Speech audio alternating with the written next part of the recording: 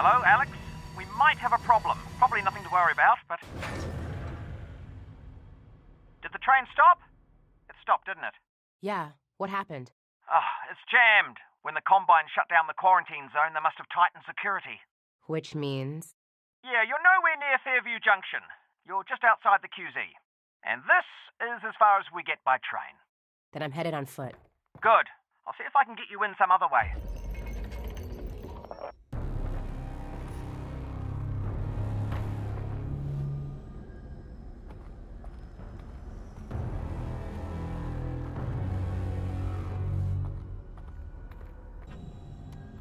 I got a dead zombie here. I thought the Combine sealed up the QZ. This one must have squirted out. I've heard they've had trouble with barnacle spores outside the containment area, but not about fellas like this. Probably not a one-off then.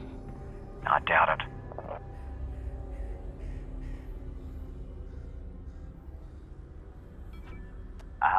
Would you look at that? Resin. And if there's resin around here, there should be a Combine fabricator. Keep an eye out. We might be able to upgrade your firepower a bit. Even in our earliest experiments in bringing Half-Life to VR, we found that players enjoyed exploring every nook and cranny of the environment. With the increased fidelity of VR, players not only expected to be able to interact with a vast array of objects, but they also had a strong desire to find something useful from time to time. This was so universal among testers that in addition to more searchable locations and interactive objects, we added a new resource, resin. Level designers could place this new resource in fun and interesting locations that weren't tied to game progression, rewarding players wider-ranging exploration. We also tied this new resource to a longer-term goal in the form of weapon upgrades, further motivating players to explore the environment. Deep scavenger hunts and keen observation would result in more resin to spend as a reward.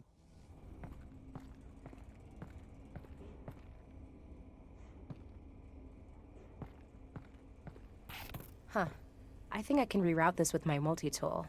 You what? It's a tool with multiple functions. So, multi-tool. Alyx, that thing's incredible. You need an incredible brand name. Something that really sells it. Who am I gonna sell it to? The Combine's not going to be here forever. You should be thinking about the future, Alyx. Well, how about I call it the Alyx?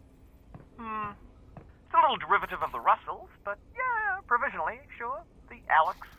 Yeah, the Alyx.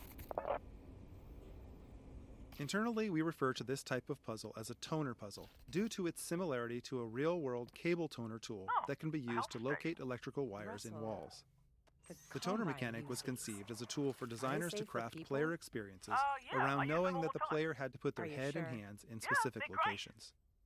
The initial design merely required the player to use their multi-tool to push a ball of energy along a path, similar to a child's bead maze toy. While this simple design was successful at getting the player to put their head and hands in particular locations, the lack of branching meant that the player wasn't required to make any choices, nor was there any possibility of negative consequences.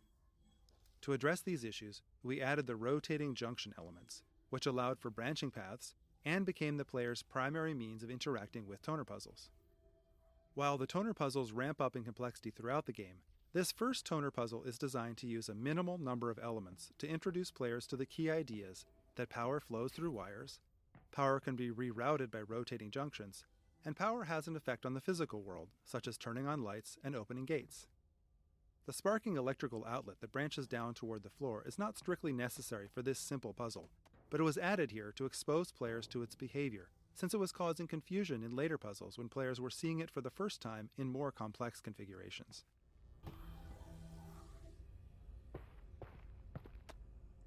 From our earliest experiments in VR, we realized how critical high-quality, high-density lighting was to conveying a sense of realism.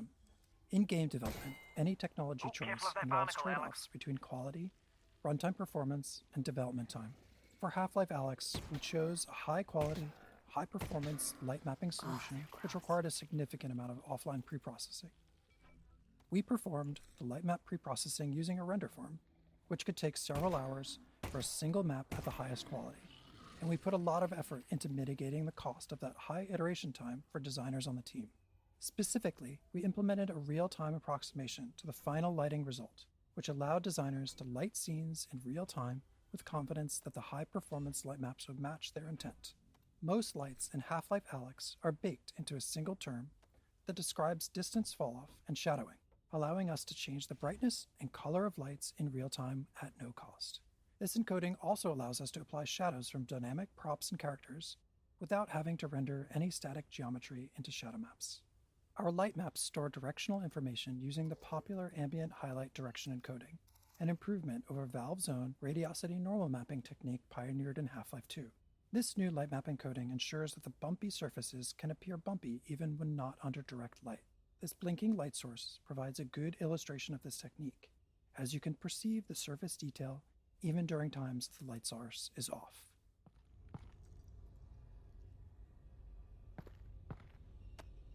Barnacles, while an iconic Half-Life creature, presented some interesting VR-specific challenges. While their tongue is intended to trap hasty or unobservant players, those caught by them often didn't realize what was happening. They would become disoriented or even motion sick as the barnacle lifted them up to be eaten. These unfortunate players almost universally died and failed to learn what was happening even after multiple encounters. To address this issue, we created the tongue as a particle system. This allowed us to both physically simulate it as well as reliably position it for maximum visibility. If a player does get grabbed by a barnacle, the tongue always wraps right in front of their face, no matter which direction they try to look. This makes the tongue almost impossible to miss and visually guides the player's eyes up to the location of the barnacle so they know where to shoot to free themselves. These fixation visuals that kick in as the player is being lifted not only serve to communicate the damage the player is taking, but they also help to reduce motion sickness by narrowing the player's field of view. These changes, combined with sound effects and other visuals like seeing stars and blacking out, eliminate confusion for players and enabled us to bring this classic enemy into the world of Half-Life Alyx. Black Mesa, right? Yeah, well, no. Tricky place to get a job at, actually. I interviewed at Black Mesa. They said try again in a year. I don't need to tell you what happened after that. Lucky break for me, really. Not a lot of survivors. Honestly, it's a miracle you and your dad got out of there.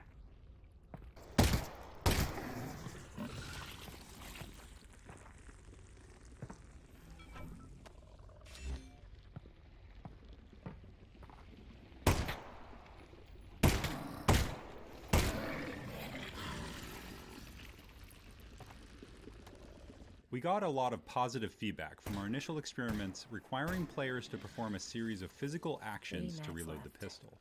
Specifically, ejecting the clip, retrieving a new clip from their backpack, inserting the clip into the gun, and chambering around. Players enjoyed learning and improving at this skill. We experimented with using a single button for both ejecting a clip and chambering around, but we found that assigning these operations to two different buttons was more interesting, even though it was more mentally taxing. In fact, it was more interesting precisely because it was more mentally taxing, as players would frequently mix up the buttons under pressure. In the early stages of the game, players would be fumbling for clips, ejecting the clips when they meant to be chambering around, and generally making a mess. To those of us observing the playtest, this looked like things had gone horribly wrong, but players themselves consistently cited this as a high point of their playthroughs. Because of the physical nature of the reload, and the skill required, players blamed themselves and not the game for the mistakes made as they were learning the reloading sequence. In this area, we provide a number of static targets in the form of barnacles for players to shoot at their own pace, increasing the likelihood that they have at least a few reloads under their belt before moving on.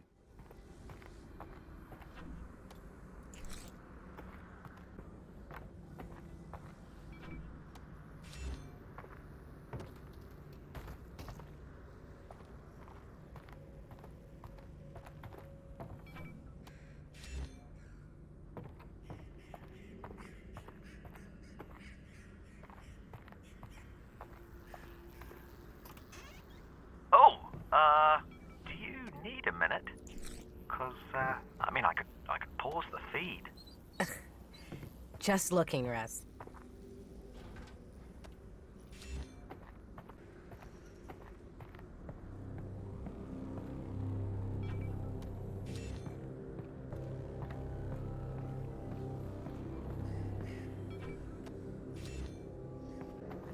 I take it the quarantine zone is behind this hatch? Yeah, that's where they keep it. I'll look around for a control panel to open it up. If I was the Combine, where would I put a control panel?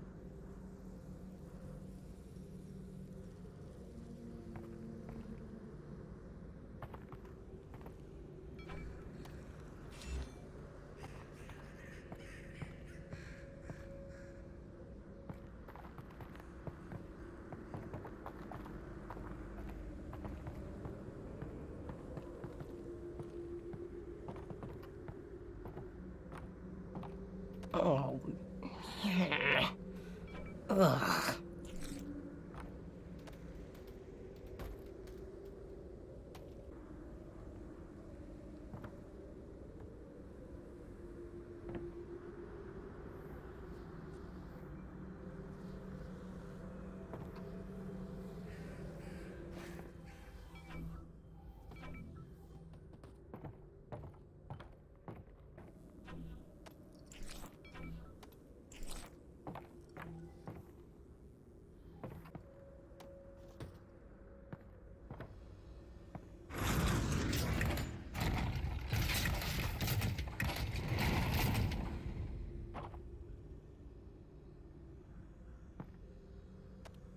In prior Half-Life games, while playing as Gordon, the player saw Alyx use her multi-tool to hack into Combine security systems in order to unlock doors or perform other acts of sabotage. This presented an opportunity for us to represent Alyx's hacking skills through VR-centric minigames. All of our hacking minigame designs were built to leverage the independently tracked head and hands Russell, common to today's now that VR I'm walking systems. into the We quarantine wanted to zone, encourage it just players hit to me. use both hands I don't know simultaneously anything about and the move their quarantine head to zone. create parallax to understand the spatial Actually, the word relationships quarantine within the comes from puzzles. the Italian quaranta This locker giorni, hacking puzzle which is means based upon 40 one of our days, earliest the period prototypes, that all in which ships the were player was required to tasked be with using a isolated tool in before one crew hand could go to ashore paint a path during on the a Black sphere Death. held by the other hand. There was just something fun Alright. and unique about using all of the Cool. natural degrees of freedom of both hands to solve a puzzle in VR. That's the In its control simplest panel. form, They've probably this puzzle scrambled the solution circuit. is straightforward, Considering no one would be but the dumb enough to difficulty open the gradually hatch, it increases shouldn't be throughout too the hard to course of put the back. game by introducing static or moving obstacles of various shapes and sizes on the sphere.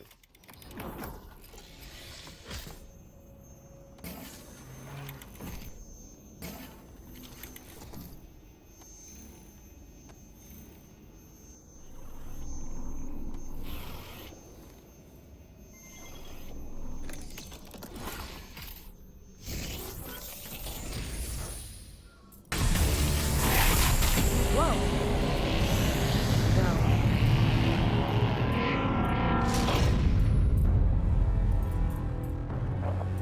Haha! There we go, finally. I'm gonna head in. How far is Fairview Junction? You'll go through the old subway tunnels on your way to the train yard.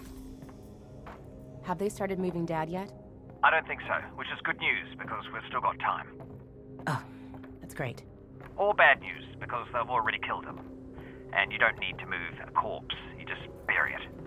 Or burn it. You still there, Alyx? Mm-hmm. Whoa. Russell, are you seeing this? Whoa. All right. Here we go. Boing, boing, boing, boing, boing. I would never touch it in real life. Too gross.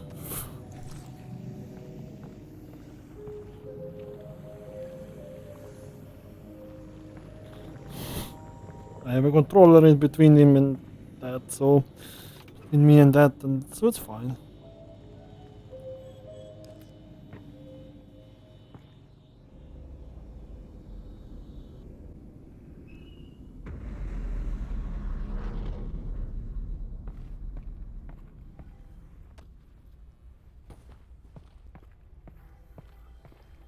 Hey, Russell. I just found a loose syringe of God knows what. Is this medicine? Does it have a skull and crossbones on it? I don't see one. Probably medicine then.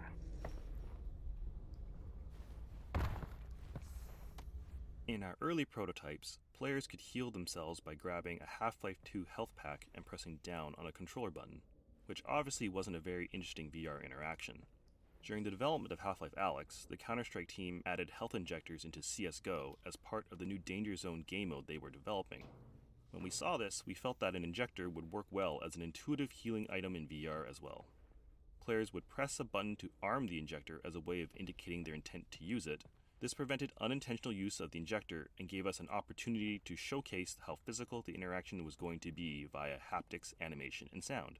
Some testers even initially responded with dread over the fact they were going to have to use a needle on themselves and looked away when performing the injection action. We also had to create approximations of the player's arms and body, as playtesters all had their own preferences for where they wanted to apply the injection. We even added the ability to inject into the head since so many players tried to do it just to see if it would work. Do you hear that?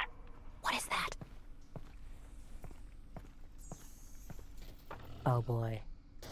Yeah, that's the way we gotta go. No shortcut? Yeah, that is the shortcut.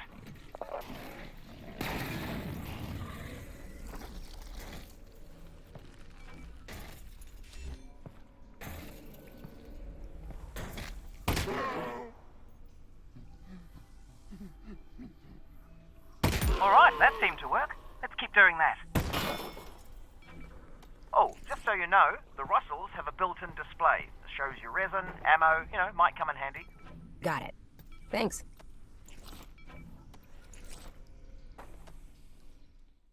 We had to ensure that players would become proficient at reloading their pistol during the early levels of the game, or later encounters in the game would be overly difficult. The prior map contained only static targets in the form of barnacles. Players could engage the barnacles at their own pace, but there were enough of them that players would need to reload at least a few times. This first live zombie is locked behind the chain link fence and cannot reach the player until the player opts into the encounter by shooting the lock on the door. The placement of zombies in the upcoming section of the game is designed to require plenty of reloading to ensure that the player builds up this skill.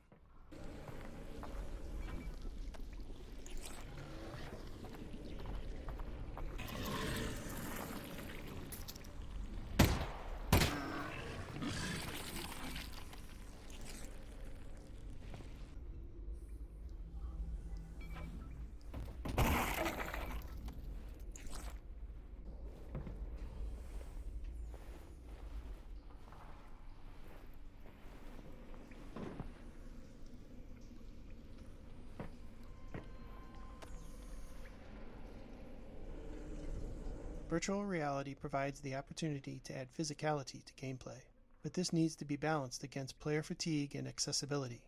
For example, we experimented with a low ceiling in this area, requiring players to crouch the whole time that they made their way across the tops of these train cars. Playtesters did not enjoy having to crouch for so long, so we raised the ceiling. Ja, schmuck. Yikes!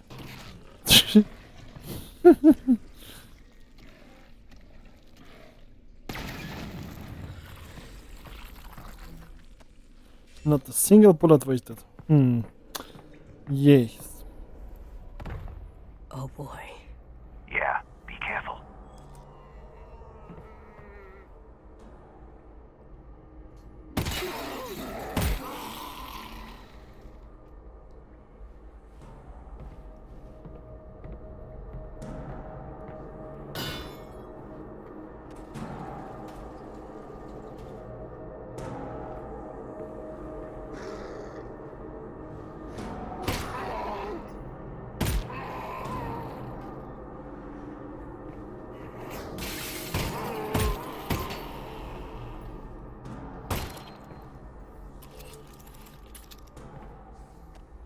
The breakable glass panels in Half-Life Alyx are yet one more system designed to convince players that they are present in a living, breathing world. The panels detect the position of an incoming impact and procedurally generate new, smaller glass panels in a radial pattern around the impact position. These new panels can then break into smaller panels themselves, and so on. We found that players would often break glass panels accidentally, then spend time testing just how interactive they really were by trying to break them more, eventually realizing that yes, the glass really did shatter at the appropriate location.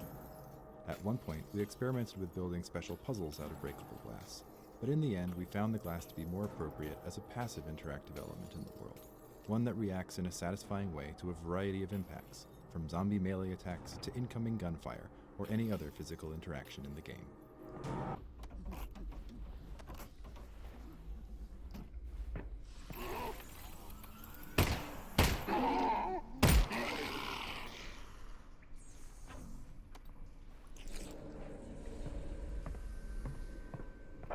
Alyx, I think that's a combine fabricator. Put something in it. I want to see how this thing works. Got it. Will it work on the Russells? No, but it should fix up that pistol nicely. Good thing, too. I gave you one of my lesser guns. Thanks, Russell. Well, you know, in case it doesn't make it back. Tell you what, Russell. If I die, I owe you a gun. You owe me a gun anyway.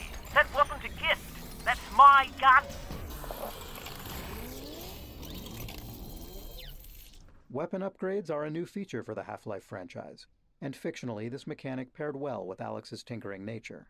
We approached this design challenge first by thinking about what sort of upgrades could be meaningful and also provide additional value to players without removing established interactions. With limited resin to spend, the upgrade system also provided an avenue for players to personalize and invest in their favorite weapon, or streamline an interaction on another weapon, increasing its value to them. For example, the reflex sight still requires players to physically aim, but it improves the feedback on exactly where their shot will hit, and exposes previously hidden enemy weak points.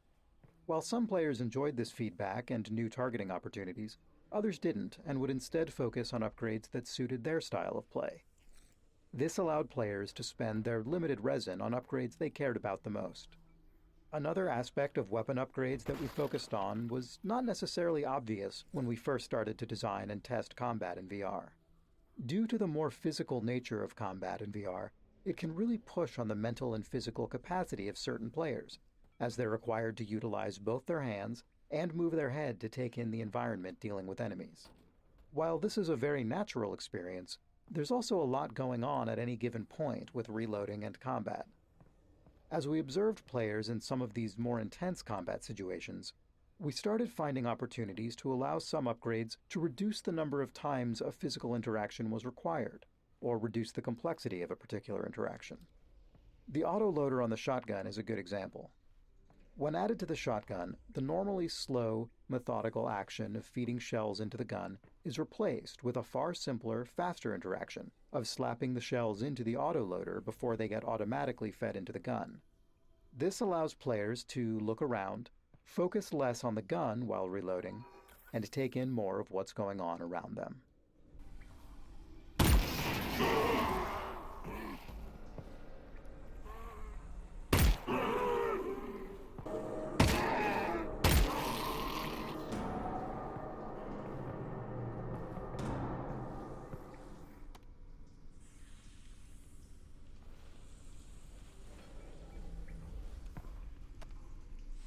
At the beginning of the Half-Life Alyx project, we had the expectation that players would want to take a break after 30 to 45 minutes, since that's what we were seeing with the lab and other small-scale VR experiences available at the time.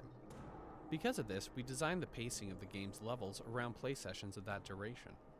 Over the course of development, however, the game itself included more downtime between intense combat encounters, and the comfort of the new crop of HMDs improved significantly. In fact, as the game progressed, we found that players were happy to play for hours on end. At the end of a playtest, players would often remark that this was the longest they had ever played VR in a single session.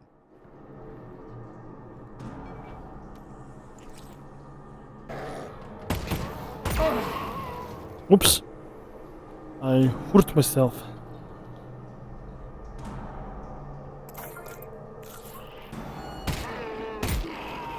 Nice shooting, Alyx.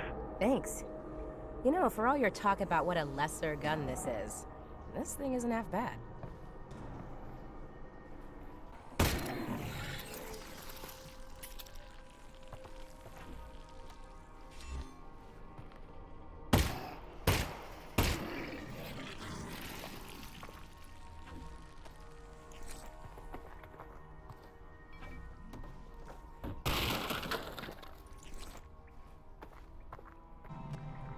Until this point in the game, players have only seen headcrabs attached to the heads of zombies. This led playtesters familiar with headcrabs from prior games to anticipate encountering them on their own. We decided to play up this anticipation by foreshadowing the first headcrab encounter with a headcrab that drops out of a vent before disappearing, as well as headcrab sounds in the environment, including a threatening headcrab sound coming from the partially boarded up doorway ahead. Headcrab! Where'd it go? Ah! Yep, there it is. Found it. Probably only one of those.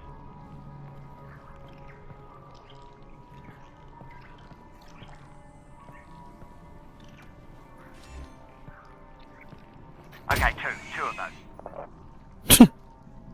It's still funny. That shit is still funny.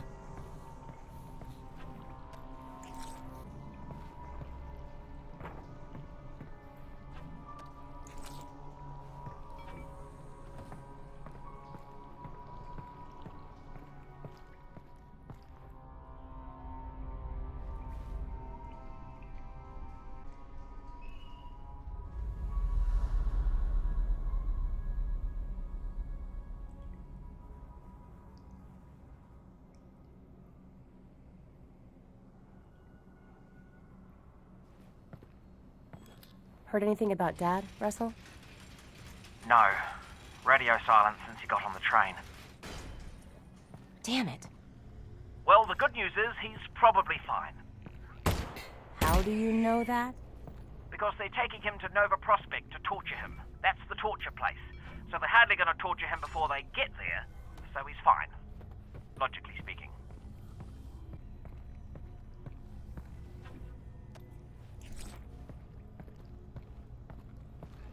Ah!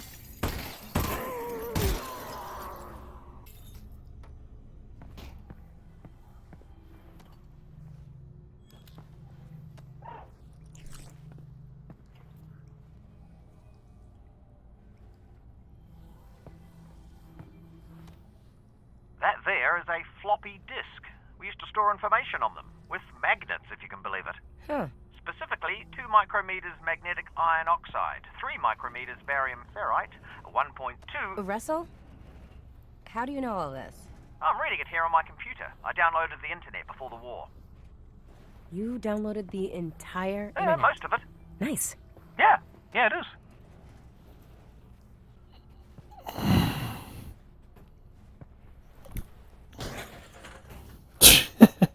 Wanted to smash it.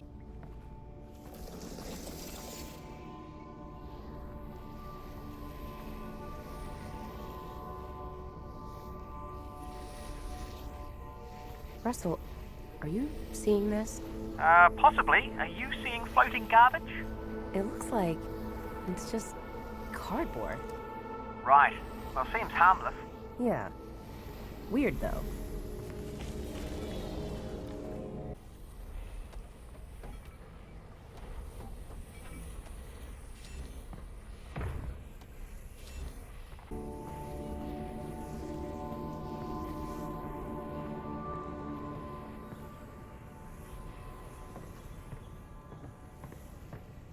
What is that?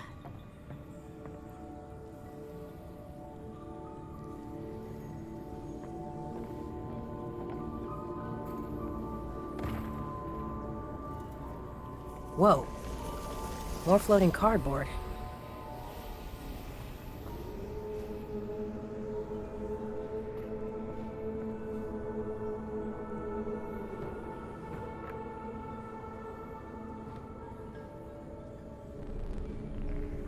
Second from top right.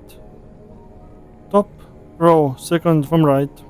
Bottom row, third from right. Second from left, I guess.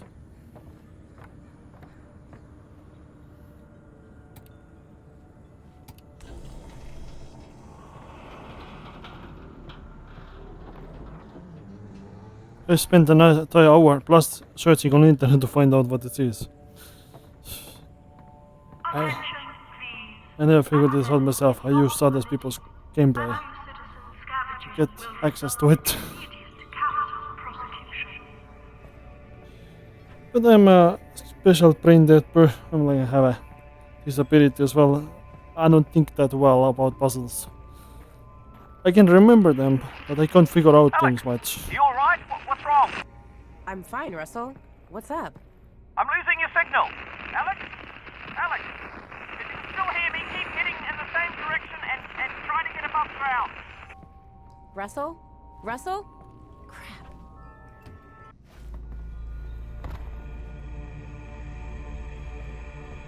Whoa. This is weird.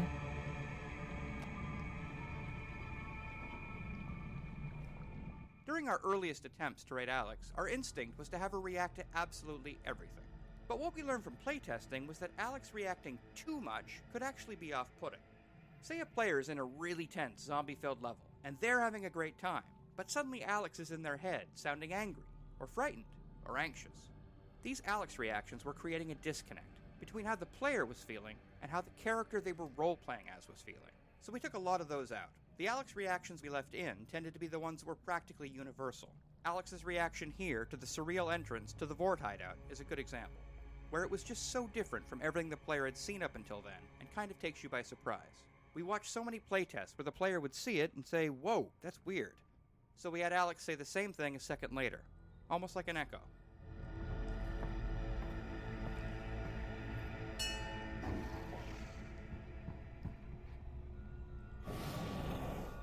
Oh. The Alyx fans. You received my messages. I did? Come. Enter. Okay. Thanks. You are welcome. So, what's a Vortigaunt doing here? Cooking. Right, but I mean in general. I have a brain injury. Oh, I'm sorry to... My brain is injured. That's terrible, and I hope... Look, I'm actually pretty busy looking for my father. The... Eli Vance. Vance. Yes. The Combine have him, and I really do need to get moving. The Combine. Yes. Do not go yet. I must show you something. Look, I appreciate... This way. I can't stick around. It is important. I know, I'm sure it is. The Alyx Vance must go this way, anyway. Okay. Oh.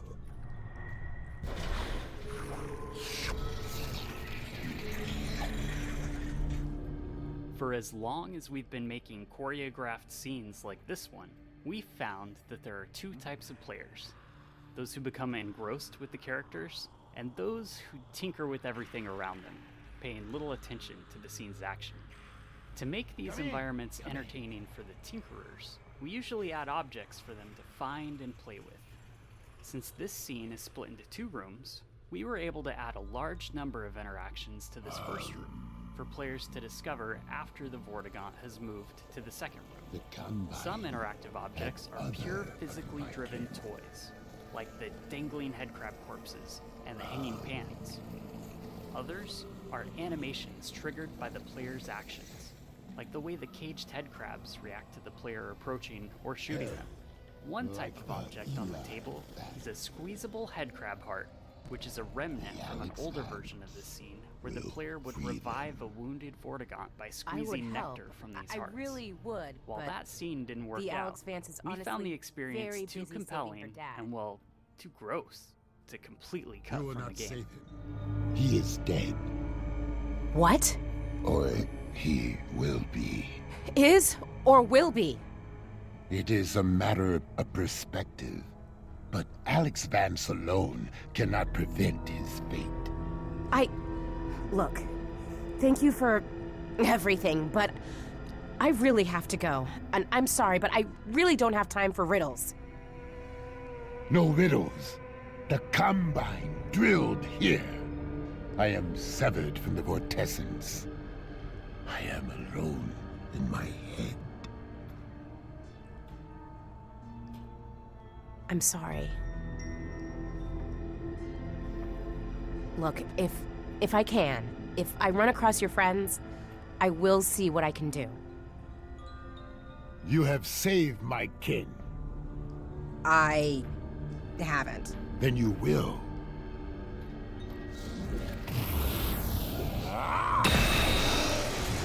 The fundamental challenge of any choreographed dramatic scene like this one is making sure that we entertain the player without undermining the delivery of critical gameplay information. In this case, the player needed to leave this scene with the knowledge that the Vortigaunts have been imprisoned and that the player should seek the Northern Star. This particular scene went through many different variations during development, from a cooking scene with an extremely traumatized Vortigaunt to this humorous version. We even experimented with an interaction where the player was required to squeeze the nectar of several headcrab hearts into the Vortigaunt's mouth to revive him. While this was a memorable and novel VR interaction that ensured the player was engaged with the scene, the interactivity on the player's part often resulted in playtesters remembering the actions they took, but not the critical gameplay information. Eventually, we ended up with this more humorous scene, which struck an effective balance between entertainment and goal delivery. Importantly, we also distributed the scene across two separate rooms, breaking the information delivery into two steps. The first room where the player meets and learns about the state of the Vortigaunt, and the second room where the player is given their new goal.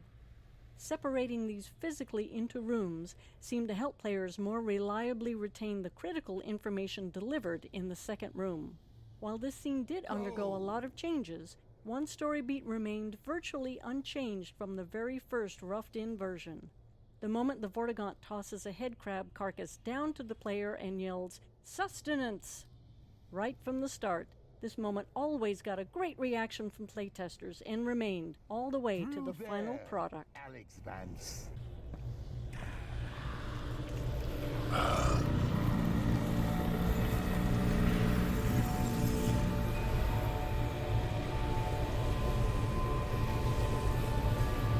I will help the Alyx Vance. Look to the Northern Star. Why? For guidance. Okay, thanks. Are you done helping? I am not. Here. Sustenance. I'll eat it later. Thanks for the help. You will be welcome.